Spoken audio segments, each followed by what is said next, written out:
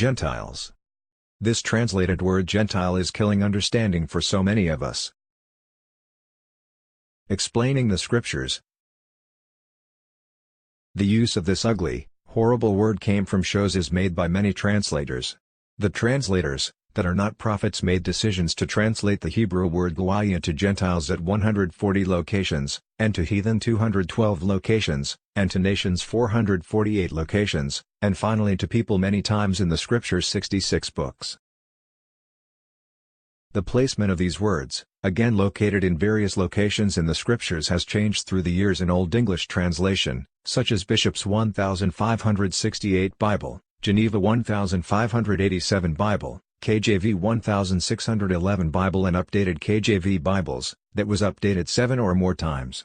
The modern KJV Bible, MKJV, only uses the word Gentile once and the word heathen 8 times.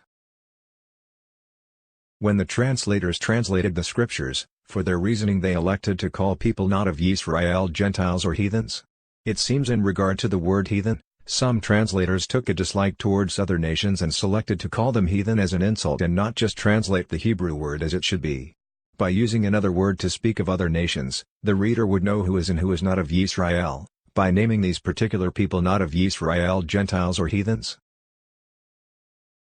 However, the problem with this is, they sometimes got it wrong and has also called Israelites Gentiles. Now by mistakenly naming Israelites Gentiles, many have come to believe that other nations shall receive the blessing or same blessings of Yisrael. This Hebrew word Goyah is best defined as nations. Therefore, any time when you read a translation with these words Gentile and heathen, it is best to think nations. This will help those that don't know to understand the Scriptures better. The first time we read the word Gentiles in the English translations is in Genesis 10:5. The word Gentiles is only seen once in the verse and word nations is also seen once. However, in Hebrew text, these words are both the same, the word Goyah. The Scriptures often speak of other Goyah, that is to say nations, without stating directly who that nation is. Therefore, it would be incorrect to always assume this word Gentile always speak of other nations not of Yisrael or not a Yahweh, a Jew. So why the word heathen? Heathen is defined as a person or race, a nation, which does not acknowledge the true living Elohim. The translators were attempted to show and explain that these or that nation are heathens.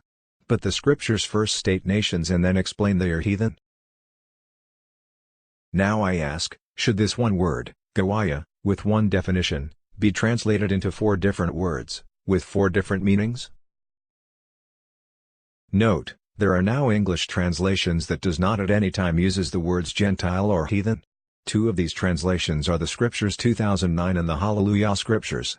Everywhere, where there is the Hebrew Goyah, there is the translation of nation or nations. Please add comments regarding the subject of this explanation.